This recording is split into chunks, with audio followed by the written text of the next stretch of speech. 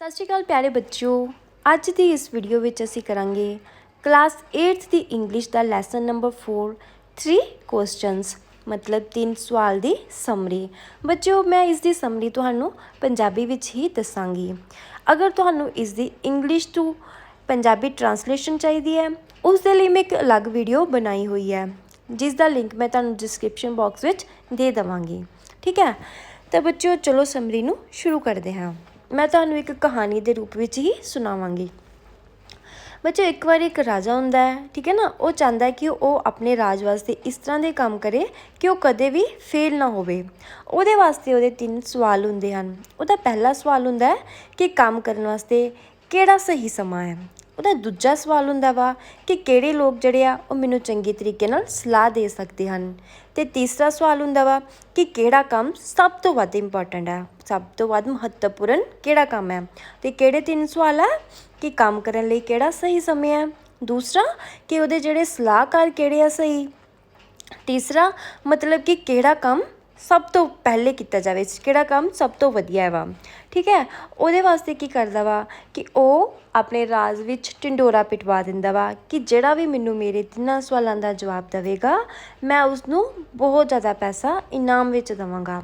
तो ये गल सुन के बड़े बुद्धिमान जिहड़े लोग है वो राजे कोल राजे दीयां गल्लां दे जवाब देण वास्ते आंदे आ, पर सारिਆਂ दे जवाब जिहड़े हुंदे वो वक्रे वक्रे हुंदे आ। कोई जिहड़ा राजे का पहला क्वेश्चन हुंदा ना उहदा की जवाब दिंदा वा, राजे का पहला क्वेश्चन ही ना काम करने वास्ते सही टाइम किहड़ा वा। ठीक है, तो कोई उहदा जिहड़े लोग आंसर दिंदे आ कि राजे नूं एक टाइम टेबल बना लेना चाहिए वा ते सारे काम टाइम टेबल के हिसाब नाल करना चाहिए आ।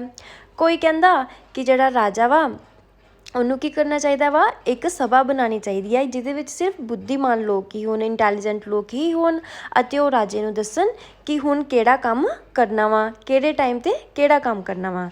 कोई उन्होंने कहता है कि जिहड़ा राजा है उन्होंने की ज्योतिषी बिठा लेने चाहिए है कि जिहड़े कि दस सकन कि आने वाले टाइम दे विच किहड़ा काम करना वा। ठीक है, ये सीगे कि मतलब कि लोग जिहड़े सीगे उन्होंने सलाह दे रहे सी, जिहड़े बुद्धिमानी लोग सी उहदे सवालों के जवाब दे रहे सीगे।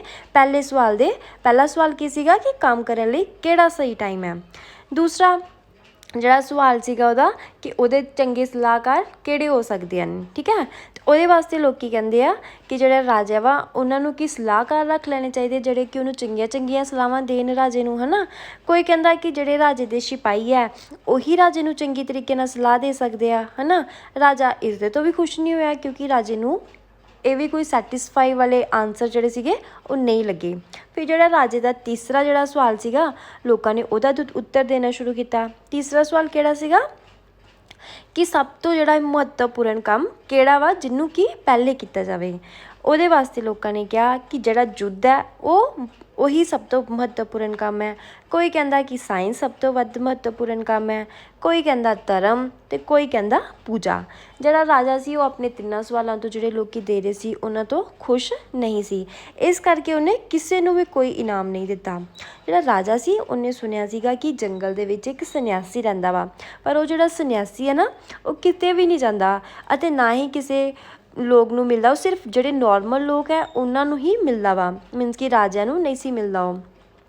तो राजे ने जो उहदे बारे सुनिया कि वह बड़ा बुद्धिमान है, राजे ने की किया कि जिहड़े नॉर्मल इंसानां वाले कपड़े पाए अते अपने मीनस कि घोड़े उपर बैठ के अपने बॉडीगार्ड्स नाल जंगल वाल नूं निकल गया।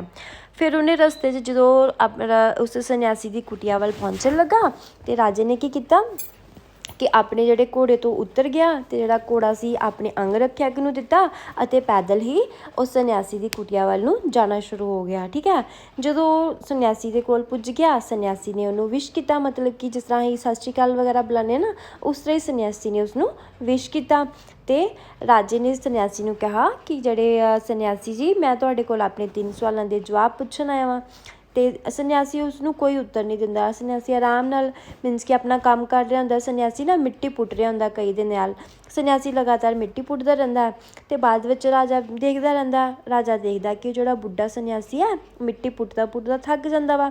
राजा सन्यासी नूं कहंदा वा कि ਸੰਨਿਆਸੀ ਜੀ ਲਿਆਓ ਮੈਂ ਮਿੱਟੀ ਪੁੱਟ ਦਿੰਦਾ ਵਾ। ਅਤੇ ਸੰਨਿਆਸੀ ਕੀ ਕਰਦਾ ਵਾ ਕਿ ਉਹ ਰਾਜੇ ਨੂੰ ਕਹੀ ਫੜਾ ਦਿੰਦਾ ਵਾ ਅਤੇ ਹੁਣ ਰਾਜਾ ਮਿੱਟੀ ਪੁੱਟਣੀ ਸ਼ੁਰੂ ਕਰ ਦਿੰਦਾ ਵਾ। ਜਿਹੜਾ ਸੰਨਿਆਸੀ ਹੁੰਦਾ ਉਹ ਉਹਦੇ ਕੋਲ ਹੀ ਬੈਠ ਜਾਂਦਾ ਵਾ। ਠੀਕ ਹੈ, ਜਦੋਂ ਰਾਜਾ ਮਿੱਟੀ ਪੁੱਟ ਰਿਹਾ ਹੁੰਦਾ ਉਹ ਫਿਰ ਥੋੜ੍ਹੀ ਦੇਰ ਬਾਅਦ ਉਹਨੂੰ ਕਹਿੰਦਾ ਕਿ ਮੈਨੂੰ ਨਾ ਮੇਰੇ ਸਵਾਲਾਂ ਦੇ ਜਿਹੜੇ ਜਵਾਬ ਹੈ ਦੇ ਦਿਓ। ਪਰ ਜਿਹੜਾ ਵਾ ਰਾਜਾ ਵਾ ਉਹ ਸੰਨਿਆਸੀ ਫਿਰ ਨਹੀਂ ਕੁਛ ਬੋਲਦਾ, ਉਹ ਖੜਾ ਹੋ ਜਾਂਦਾ ਵਾ ਅਤੇ ਉਹਨੂੰ ਰਾਜੇ ਨੂੰ ਕਹਿੰਦਾ ਵਾ ਕਿ ਲਿਆ ਕਹੀ ਮੈਨੂੰ ਫੜਾ ਕਿ ਮੈਂ ਖੁਦ ਹੀ ਹੁਣ ਮਿੱਟੀ ਪੁੱਟਾਂਗਾ। ਲੇਕਿਨ ਜਿਹੜਾ ਰਾਜਾ ਹੁੰਦਾ ਵਾ ਉਹ ਕਹੀ ਸੰਨਿਆਸੀ ਨੂੰ ਨਹੀਂ ਦਿੰਦਾ ਅਤੇ ਫਿਰ ਤੋਂ ਮਿੱਟੀ ਪੁੱਟਣੀ ਸ਼ੁਰੂ ਕਰ ਦਿੰਦਾ ਵਾ ਰਾਜਾ। ਇੰਨੇ ਨੂੰ ਕੀ ਹੁੰਦਾ ਕਿ ਸੂਰਜ ਛਿਪਣ ਲੱਗ ਪੈਂਦਾ ਵਾ। ਠੀਕ ਹੈ ਨਾ, ਮਤਲਬ ਕਿ ਰਾਤ ਹੋਣੀ ਸ਼ੁਰੂ ਹੋ ਜਾਂਦੀ ਆ। ਅਤੇ ਜਿਹੜਾ ਰਾਜਾ ਵਾ ਉਹ ਫਿਰ ਇੱਕ ਵਾਰੀ ਕਹਿੰਦਾ ਵਾ ਕਿ ਮੈਨੂੰ ਮੇਰੇ ਸਵਾਲਾਂ ਦੇ ਜਵਾਬ ਦੇ ਦਿਓ ਕਿ ਮੈਂ ਵਾਪਸ ਵੀ ਜਾਣਾ ਵਾ। ਪਰ ਜਿਹੜਾ ਸੰਨਿਆਸੀ ਹੁੰਦਾ ਉਹਨੂੰ ਕੁਛ ਜਵਾਬ ਨਹੀਂ ਦਿੰਦਾ ਅਤੇ ਉਹ ਰਾਜੇ ਨੂੰ ਕਹਿੰਦਾ ਕਿ ਪਿੱਛੇ ਮੁੜ ਕੇ ਦੇਖ, ਇੱਕ ਦਾੜੀ ਵਾਲਾ ਜਿਹੜਾ ਆਦਮੀ ਹੈ ਉਹ ਦੌੜਦਾ ਹੋਇਆ ਸਾਡੇ ਵੱਲ ਆ ਰਿਹਾ ਵਾ। ਠੀਕ ਹੈ ਨਾ, ਜਦੋਂ ਰਾਜਾ ਦੇਖਦਾ ਅਤੇ ਰਾਜਾ ਕੀ ਦੇਖਦਾ ਕਿ ਜਿਹੜਾ ਦਾੜੀ ਵਾਲਾ ਆਦਮੀ ਹੁੰਦਾ ਵਾ ਉਹਨੇ ਆਪਣੇ ਢਿੱਡ ਦੇ ਉੱਪਰ ਹੱਥ ਰੱਖਿਆ ਹੁੰਦਾ ਵਾ। ਠੀਕ ਹੈ ਨਾ, ਅਤੇ ਉਹਦੇ ਢਿੱਡ ਤੋਂ ਖੂਨ ਨਿਕਲ ਰਿਹਾ ਹੁੰਦਾ ਵਾ ਅਤੇ ਉਹ ਰਾਜੇ ਵੱਲ ਅਤੇ ਸੰਨਿਆਸੀ ਵੱਲ ਭੱਜਦਾ ਆ ਰਿਹਾ ਹੁੰਦਾ ਵਾ। ਜਦੋਂ ਉਹ ਰਾਜੇ ਅਤੇ ਸੰਨਿਆਸੀ ਦੇ ਕੋਲ ਪੁੱਜ ਜਾਂਦਾ ਵਾ ਅਤੇ ਉਹ ਉੱਥੇ ਹੀ ਬੇਹੋਸ਼ ਹੋ ਕੇ ਡਿੱਗ ਜਾਂਦਾ ਵਾ। ਅਤੇ ਰਾਜਾ ਫਿਰ ਕੀ ਕਰਦਾ ਹੈ ਕਿ ਰਾਜਾ ਉਸਦੀ ਮੱਲਮ ਪੱਟੀ ਕਰਦਾ ਵਾ, ਆਪਣਾ ਰੁਮਾਲ ਕੱਢਦਾ ਹੈ, ਫਿਰ ਉਹਦੇ ਜ਼ਖਮਾਂ ਨੂੰ ਸਾਫ਼ ਕਰਦਾ ਵਾ। ਲੇਕਿਨ ਉਹਦੇ ਜ਼ਖਮਾਂ 'ਚੋਂ ਬੜਾ ਸਾਰਾ ਖੂਨ ਨਿਕਲ ਰਿਹਾ ਹੁੰਦਾ। ਰਾਜਾ ਬਾਰ-ਬਾਰ ਉਹਨੂੰ ਸਾਫ਼ ਕਰਦਾ ਅਤੇ ਉਹਦਾ ਜਿਹੜਾ ਖੂਨ ਵਗਣਾ ਬੰਦ ਹੋ ਜਾਂਦਾ ਵਾ। ਫਿਰ ਜਿਹੜਾ ਉਹ ਹੁੰਦਾ ਦਾੜੀ ਵਾਲਾ ਆਦਮੀ ਹੈ ਉਹ ਫਿਰ ਰਾਜੇ ਕੋਲ ਪਾਣੀ ਮੰਗਦਾ ਵਾ ਅਤੇ ਰਾਜਾ ਫਿਰ ਉਹਦੀ ਮਦਦ ਕਰਨ ਵਾਸਤੇ ਪਾਣੀ ਲੈਣ ਉਹਨੂੰ ਤਾਜ਼ਾ ਪਾਣੀ ਪਿਲਾਉਂਦਾ ਹੈ। ਠੀਕ ਹੈ, ਫਿਰ ਕੀ ਹੁੰਦਾ ਕਿ ਰਾਤ ਪੈ ਜਾਂਦੀ ਹੈ। ਫਿਰ ਜਿਹੜਾ ਸੰਨਿਆਸੀ ਹੈ ਅਤੇ ਜਿਹੜਾ ਰਾਜਾ ਵਾ ਉਹ ਦੋਵੇਂ ਜਾਣੇ ਉਹ ਜਿਹੜੇ ਦਾੜੀ ਵਾਲੇ ਆਦਮੀ ਨੂੰ ਚੁੱਕ ਕੇ ਅੰਦਰ ਕੁਟੀਆ ਚਲਾ ਜਾਂਦੇ ਆ ਅਤੇ ਬੈੱਡ 'ਤੇ ਸਵਾ ਦਿੰਦੇ ਆ। ਰਾਜਾ ਵੀ ਥੱਕਿਆ ਹੁੰਦਾ ਸਾਰਾ ਦਿਨ ਮਿੱਟੀ ਪੁੱਟਦਾ ਅਤੇ ਰਾਜਾ ਥੱਲੇ ਹੀ ਜ਼ਮੀਨ 'ਤੇ ਸੋ ਜਾਂਦਾ ਵਾ। ਜਦੋਂ ਸਵੇਰ ਪੈਂਦੀ ਹੈ ਅਤੇ ਰਾਜਾ ਕੀ ਦੇਖਦਾ ਵਾ ਕਿ ਉਹ ਜਿਹੜਾ ਦਾੜੀ ਵਾਲਾ ਆਦਮੀ ਆ ਉਹਦੇ ਸਾਹਮਣੇ ਬੈਠਾ ਹੁੰਦਾ ਵਾ ਅਤੇ ਉਹਨੂੰ ਕਹਿੰਦਾ ਕਿ ਮੈਨੂੰ ਮਾफ़ ਕਰ ਦਿਓ। ਪਰ ਰਾਜਾ ਕਹਿੰਦਾ ਕਿ ਤੂੰ ਮੇਰੇ ਤੋਂ ਕਿਸ ਗੱਲ ਦੀ ਮਾफ़ੀ ਮੰਗ ਰਿਹਾ, ਮੈਂ ਤਾਂ ਤੈਨੂੰ ਜਾਣਦਾ ਵੀ ਨਹੀਂ। ਅਤੇ ਉਹ ਆਦਮੀ ਕਹਿੰਦਾ ਕਿ ਮੈਂ ਤੁਹਾਨੂੰ ਜਾਣਦਾ ਵਾਂ, ਤੁਸੀਂ ਮਤਲਬ ਕਿ ਮੇਰੇ ਭਰਾ ਨੂੰ ਮਾਰਿਆ ਸੀਗਾ ਅਤੇ ਸਾਡੀ ਜਿਹੜੀ ਜ਼ਮੀਨ ਸੀਗੀ ਉਹ ਵੀ ਖੋਹ ਲਈ ਸੀਗੀ ਅਤੇ ਮੈਂ ਤੁਹਾਡੇ ਤੋਂ ਬਦਲਾ ਲੈਣ ਵਾਸਤੇ ਆਇਆ ਸੀਗਾ। ਫਿਰ ਉਹ ਆਦਮੀ ਕਹਿੰਦਾ ਰਾਜੇ ਨੂੰ ਕਿ ਮੈਨੂੰ ਪਤਾ ਸੀਗਾ ਕਿ ਤੁਸੀਂ ਜੰਗਲਾਂ ਵਿੱਚ ਆਏ ਹੋ, ਇਸ ਕਰਕੇ ਮੈਂ ਸੋਚਿਆ ਸੀ ਕਿ ਜਦੋਂ ਤੁਸੀਂ ਵਾਪਸ ਜਾਓਗੇ ਜੰਗਲ ਤੋਂ ਅਤੇ ਮੈਂ ਤੁਹਾਨੂੰ ਮਾਰ ਦੇਵਾਂਗਾ। ਠੀਕ ਹੈ, ਪਰ ਬਾਅਦ ਵਿੱਚ ਉਹ ਫਿਰ ਉਹ ਆਦਮੀ ਕਹਿੰਦਾ ਕਿ ਪਰ ਤੁਸੀਂ ਵਾਪਸ ਨਹੀਂ ਆਏ ਅਤੇ ਫਿਰ ਮੈਂ ਬਾਹਰ ਨਿਕਲਿਆ ਜਿੱਥੇ ਮੈਂ ਛੁਪਿਆ ਹੋਇਆ ਸੀ ਅਤੇ ਤੁਹਾਡੇ ਜਿਹੜੇ ਅੰਗ ਰੱਖਿਅਕ ਸੀ ਉਹਨਾਂ ਨੇ ਮੈਨੂੰ ਜ਼ਖਮੀ ਕਰ ਦਿੱਤਾ ਅਤੇ ਮੈਂ ਦੌੜਦਾ ਹੋਇਆ ਤੁਹਾਡੇ ਵੱਲ ਆ ਗਿਆ ਅਤੇ ਤੁਸੀਂ ਮੇਰੀ ਮੱਲਮ ਪੱਟੀ ਕੀਤੀ ਹੈ ਨਾ, ਕਿ ਤੁਸੀਂ ਮੇਰੀ ਜਾਨ ਬਚਾ ਦਿੱਤੀ। ਠੀਕ ਹੈ, ਇਹ ਗੱਲ ਸੁਣ ਕੇ ਮਤਲਬ ਕਿ ਰਾਜਾ ਬੜਾ ਖੁਸ਼ ਹੁੰਦਾ ਵਾ। ਉਹਨੂੰ ਲੱਗਦਾ ਕਿ ਉਹਨੇ ਆਪਣੇ ਜਿਹੜੇ ਦੁਸ਼ਮਣ ਨੂੰ ਇੱਕ ਦੋਸਤ ਬਣਾ ਲਿਆ ਵਾ। ਠੀਕ ਹੈ, ਫਿਰ ਰਾਜਾ ਉਹਨੂੰ ਕਹਿੰਦਾ ਦਾੜੀ ਵਾਲੇ ਆਦਮੀ ਨੂੰ ਕਿ ਮੈਂ ਤੇਰੇ ਵਾਸਤੇ ਆਪਣਾ ਇੱਕ ਡਾਕਟਰ ਭੇਜਾਂਗਾ ਜਿਹੜਾ ਤੇਰਾ ਇਲਾਜ ਕਰੇਗਾ ਅਤੇ ਉਹ ਉਹਨੂੰ ਇਹ ਵੀ ਵਾਅਦਾ ਕਰਦਾ ਕਿ ਮੈਂ ਜਿਹੜੀ ਤੇਰੀ ਭਰਾ ਦੀ ਪ੍ਰੋਪਰਟੀ ਲਈ ਸੀਗੀ ਉਹ ਵੀ ਵਾਪਸ ਕਰ ਦੇਵਾਂਗਾ। ਠੀਕ ਹੈ, ਅਤੇ ਜਦੋਂ ਉਹ ਜਿਹੜਾ ਜ਼ਖਮੀ ਵਿਅਕਤੀ ਚਲਾ ਜਾਂਦਾ ਵਾ ਅਤੇ ਰਾਜਾ ਫਿਰ ਉਹਨੂੰ ਲੱਭਣਾ ਸ਼ੁਰੂ ਕਰ ਦਿੰਦਾ ਵਾ। ਜਿਹੜਾ ਸੰਨਿਆਸੀ ਹੁੰਦਾ ਰਾਜਾ ਦੇਖਦਾ ਕਿ ਉਹ ਫਿਰ ਬਾਹਰ ਮਿੱਟੀ ਜਿੱਥੇ ਪੁੱਟੀ ਹੁੰਦੀ ਹੈ ਉਹਦੇ ਵਿੱਚ ਬੀਜ ਬੀਜਣ ਡਿਆ ਹੁੰਦਾ। ਠੀਕ ਹੈ, ਅਤੇ ਉਹ ਫਿਰ ਰਾਜਾ ਸੰਨਿਆਸੀ ਨੂੰ ਕਹਿੰਦਾ ਕਿ ਮੈਨੂੰ ਮੇਰੇ ਸਵਾਲਾਂ ਦੇ ਜਵਾਬ ਦੇ ਦਿਓ ਕਿ ਮੈਂ ਵਾਪਸ ਜਾਣਾ ਵਾ। ਅਤੇ ਜਿਹੜਾ ਸੰਨਿਆਸੀ ਹੁੰਦਾ ਵਾ ਕਿ ਉਹ ਉਹਨੂੰ ਕਹਿੰਦਾ ਵਾ ਕਿ ਤੈਨੂੰ ਤਾਂ ਤੇਰੇ ਸਵਾਲਾਂ ਦੇ ਜਵਾਬ ਕੱਲ੍ਹ ਹੀ ਮਿਲ ਗਏ ਸਨ।